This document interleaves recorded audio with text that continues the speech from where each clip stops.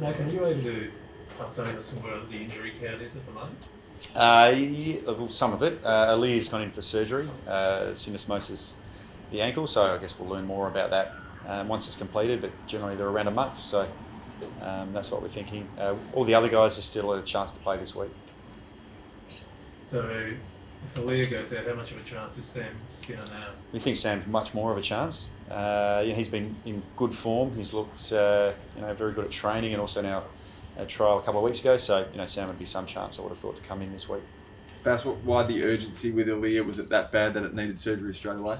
Well, clearly they've looked at it and seen the scans and then think that it needs requiring surgery. So, he'll be back when he's back, and I'm sure whoever fills his role will do the best they can. And Trent McKenzie, that looked quite nasty, but I saw Ken was relatively confident that the worst has been avoided. Has that been confirmed? Yeah. So scan's good, all clear. He's an outside chance to play this week. So was there any explanation as to what it was? Hyperextension, yeah. Right. Charlie Dixon, is he ready to resume in your attack? Not sure yet. I guess we'll learn more at training this week. If he's on the track, you think he's a reasonable chance to play. If he's not, well then it's probably unlikely. Is there an option that if Dixon comes in, you could use Finlayson in defence? Does that tempt you? I think there's opportunities for us, whether it be Jeremy or Todd, to be able to play in defence. But Sam certainly acquitted himself very well so far since joining our club. Is Jeremy or Todd going back? Is that the kind of break glass kind of scenario? I think there's a lot of defenders now in the AFL that were once forwards. So I think it's always an opportunity for people to keep playing footy. But right now they're in the forward line.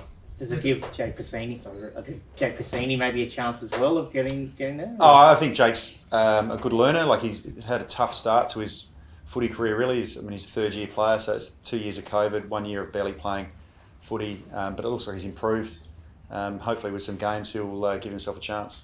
That's what sort of hole does Alia leave? He's just unbelievable since he's come to the club. He's been probably the competition's premier defender. He's been very good, or outstanding really, so he's difficult to replace. Sam does have a similar mindset in terms of the way he goes to the ball in the air and intercepts marks. He's hard as a cat's head, so if he plays, he'll give us everything that he has. But clearly, we're looking to replace an All-Australian defender.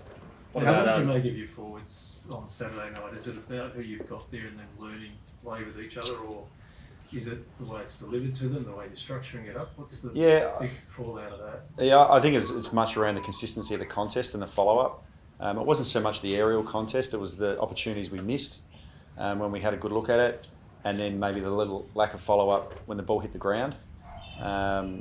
Structurally, we had some really good opportunities in terms of what we were looking at going inside 50, and for 3 quarters we played really strong brand of footy that we think holds up later in the season. So for 3 quarters I think we played tough footy and really gave ourselves a good chance to win that game.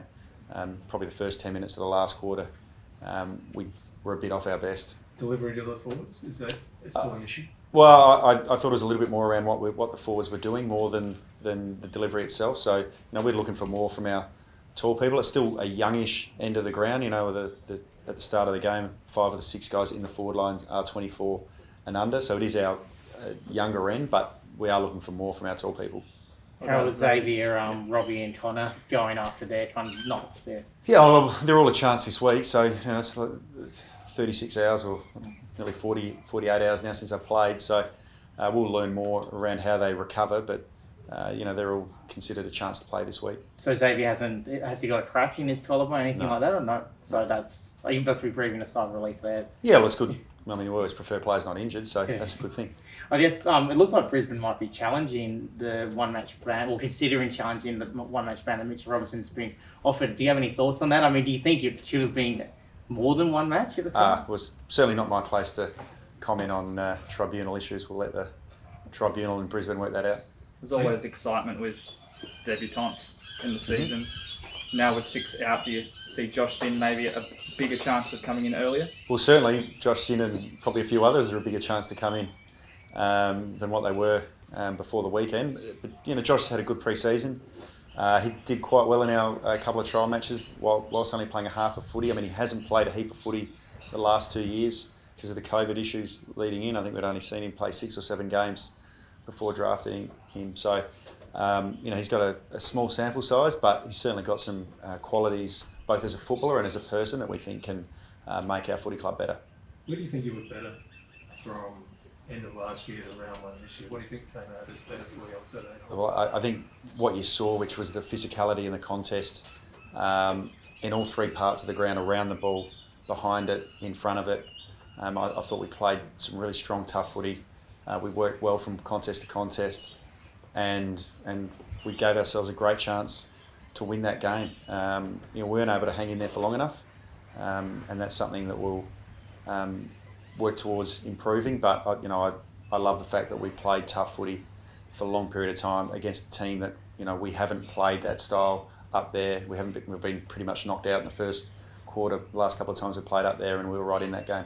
Granted, Trent could be maybe okay for this week, maybe okay for next week. But I mean, given you've got Tom also on the sidelines, it's what kind of responsibility, pressure does that put on Tommy Jonas as you're kind of senior key defender now? Yeah, we've got we'll miss a defender or two. There's some good experience still around Tom. Guys that have played a little bit of footy, and we've still got guys that can play taller. Burton can play taller. Lockie Jones played as a tall defender and can play taller. So we've got those guys that can fill those third tall roles if we need it. It's probably it's looking like hard work at the start of pre-season for Sam Skinner to get a game as almost the 5th tall defender, and all of a sudden things open up pretty quickly in footy.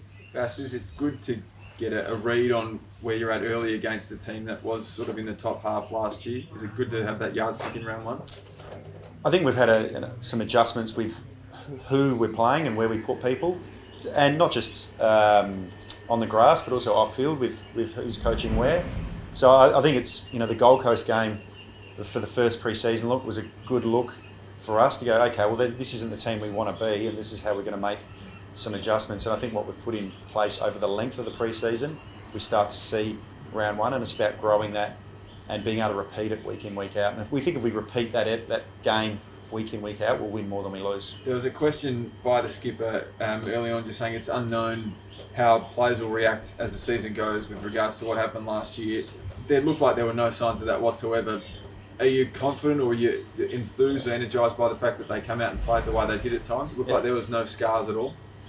What I love about this footy club is we're playing the long game, and I think we've got as good an under-25 list as there is in the competition. We've invested heavily in the draft for the last 4 years. We've got some great young people coming in that have played a lot of games, and it's about building continued success. And yeah, it's disappointing that we didn't go one step further the last 2 years, but in a way we're doing it from a pretty low base from before that. So we think as a footy club we're heading in the right direction, and I like what we put out on the weekend. Now I prefer to be here saying that I loved it because of the way we won the game. We didn't get there, but now can we repeat it, and can we keep doing it week in, week out, and playing tough footy and investing in good young people so that we have a strong footy club for a long time.